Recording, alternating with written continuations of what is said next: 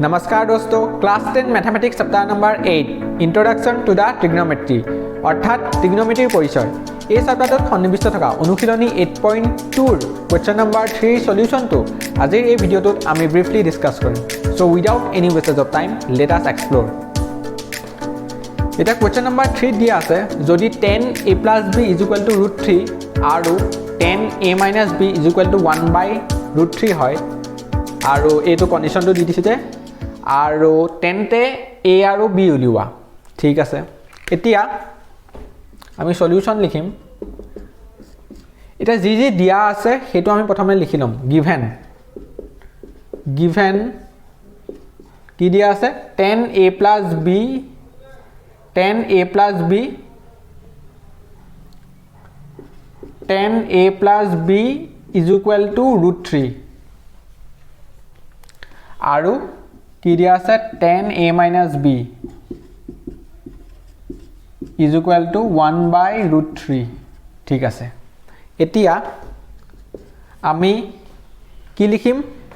এতিয়া 10a + b = √3 হল। এতিয়া √3 ভ্যালুটো 10 ৰ কি টাৰ্মছত আমি লিখিব পাৰো, মানে 10 ৰ কি এংগলৰ বাবে ভ্যালুটো √3 হয়।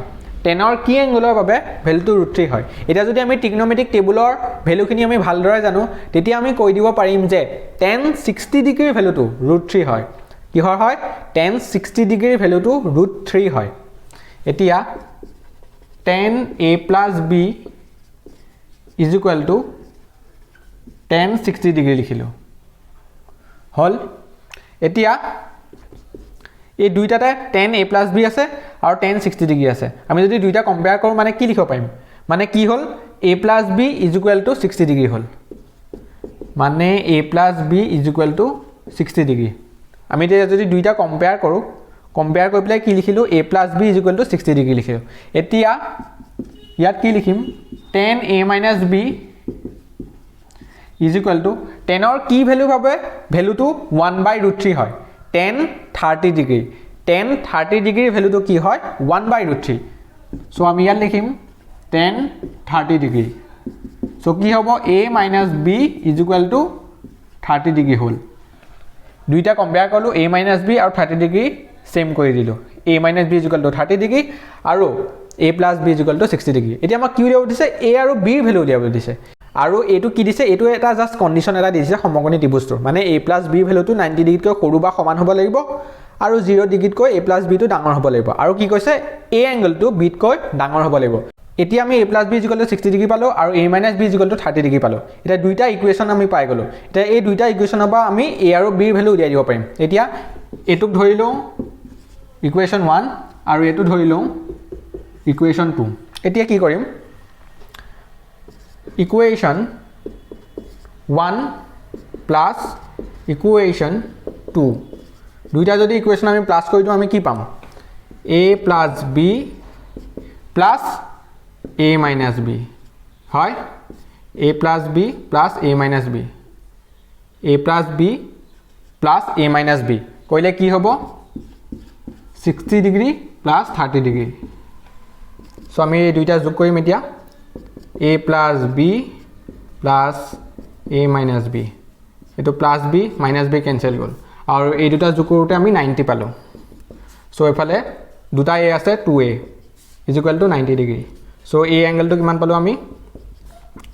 90 / 2 so 45 degree.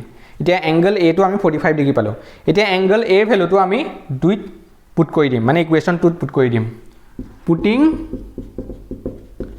a = 45 degree in equation 2। তেতিয়া আমি কি পাম? ইকুৱেশ্যন 2 কি দিয়া আছে? a - b = 30 degree. মানে a ভ্যালুটো এতিয়া 45 পুট কৰি দিলো।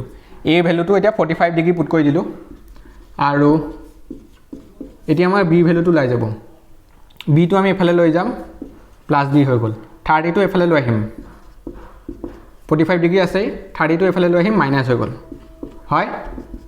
সো এটো 45 ৰ পৰা 30 বিক কৰিলে আমি 15 পাম। 15 ডিগ্ৰী = কি? b। মানে a ভ্যালুটো আমি কি পালো? মানে a ভ্যালুটো আমি কি পালো?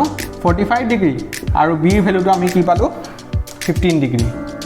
এতিয়া এইটোৱে উত্তৰ হয় আমাক এংগল এ আৰু এংগল বি ভেলুটো উলিয়াব দিছিল সেইটো আমি পাই গ'লোঁ এতিয়া আমি চাওঁ ইয়াত কৈছে যে এ ভেলুটো বিতকৈ ডাঙৰ হ'ব লাগে ঠিক আছে এ ভেলুটো বিতকৈ ডাঙৰ হয়নে হয় কাৰণ 45 ডিগ্ৰী 15তকৈ সদায় ডাঙৰে হয় এতিয়া এ প্লাছ বিটো 0 ডিগ্ৰীতকৈ ডাঙৰ হয়নে হয় এ প্লাছ বি কৰিলে 0 ডিগ্ৰীতকৈ ডাঙৰে হ'ব আৰু 90 ডিগ্ৰীতকৈ সৰু বা সমান হয়নে 90 ডিগ্ৰীতকৈ সৰু হয় কাৰণ 45 প্লাছ 15 কৰিলে এতিয়া কি হ'ব 60 ডিগ্ৰী হ'ব আৰু 60 ডিগ্ৰীটো কি হয় 90 ডিগ্ৰীতকৈ সৰুও হয় ঠিক আছে এতিয়া আমি এনসাৰটো পাই গ'লোঁ যে এ ইকুৱেল টু 45 ডিগ্ৰী আৰু বি ইকুৱেল টু 15 ডিগ্ৰী আজিৰ ভিডিঅ'টোত ইমানে আজি আমি কুৱেশ্যন নাম্বাৰ 3 সলিউশনটো ডিসকাস কৰিলোঁ নেক্সট ভিডিঅ'ত কুৱেশ্যন নাম্বাৰ 4 ৰ সলিউশনটো আমি ডিসকাস কৰিম সো ভিডিঅ'টো চোৱাৰ বাবে আপোনালোকক বহুত বহুত ধন্যবাদ